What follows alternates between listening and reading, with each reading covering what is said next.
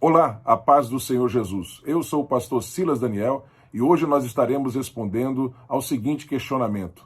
Afinal, Deus é o autor do mal? Ele é o criador da maldade? Uma vez que a gente lê lá em Isaías, capítulo de número 45, versículo de número 7, eu crio o mal. E nós lemos lá em Provérbios 16 e 4, ele dizendo que fez o ímpio para o dia do mal. Deus é então o autor da maldade?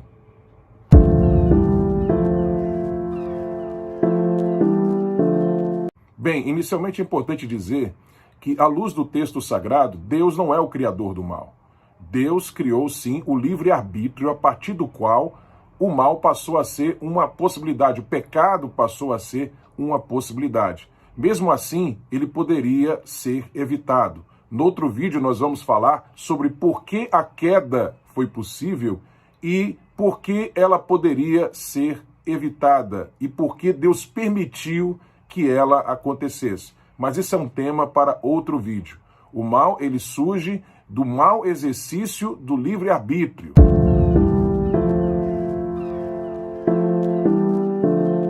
Os textos de Isaías, capítulo 45, versículo 7, Provérbios 16 e 4, não ferem essa verdade que nos é apresentada no texto sagrado. É só nós lermos atentamente estes versículos. Vamos lá? Isaías 45 e 7 diz: Eu formo a luz e crio as trevas, eu faço a paz e crio o mal. Eu, o Senhor, faço todas essas coisas. Ora, é equivocado ver nesse texto de Isaías uma prova de que Deus ordena o pecado. O que nós temos nesse texto é o que é chamado de paralelismo antitético, muito comum na cultura hebraica. Nesse tipo de paralelismo, coisas opostas são colocadas em contraste. No caso desse texto de Isaías, há dois paralelismos. No primeiro, são colocadas em oposição a luz e as trevas, e no segundo, a paz e o mal. Simplesmente não é do mal moral que esse texto está falando. É só você olhar nesse paralelismo o que é que aparece em oposição à palavra mal. Aparece a palavra paz. Ora, o que é o oposto de paz? Não é a calamidade? Logo, esse termo mal aqui não se refere ao mal moral, mas se refere ao mal no sentido de calamidade. Quando Deus diz assim, eu crio o mal, ele está dizendo, eu crio a calamidade. Ou seja, as tribulações que vêm como juízo de Deus em decorrência de atos que nós cometemos.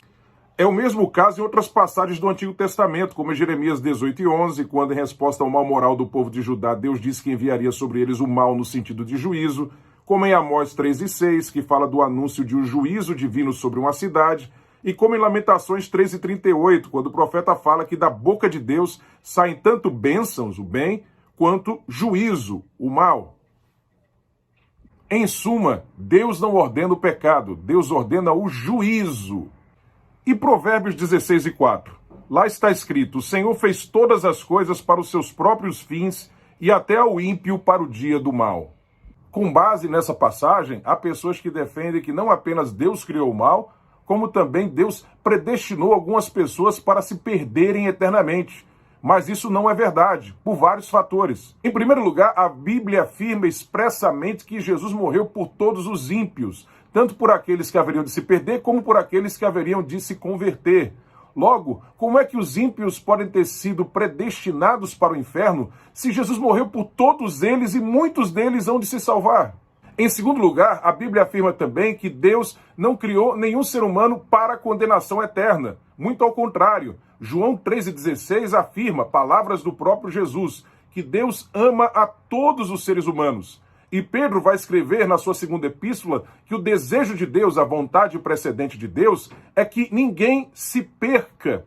E Jesus fala em Mateus que o inferno foi preparado originalmente para o diabo e seus anjos, não para os seres humanos. Como no caso do texto de Isaías 45 e 7, mal aqui em Provérbios 16 e 4 não diz respeito a mal moral, mas diz respeito a mal no sentido de calamidade. O que esse texto está dizendo é que Deus prepara o ímpio para um dia de calamidade, onde Deus vai usar este ímpio como instrumento do seu juízo. É Deus usando o ímpio como instrumento de juízo, que é suscitado por Deus para provocar um dia de calamidade que vai se abater como juízo de Deus sobre um grupo ou sobre uma pessoa.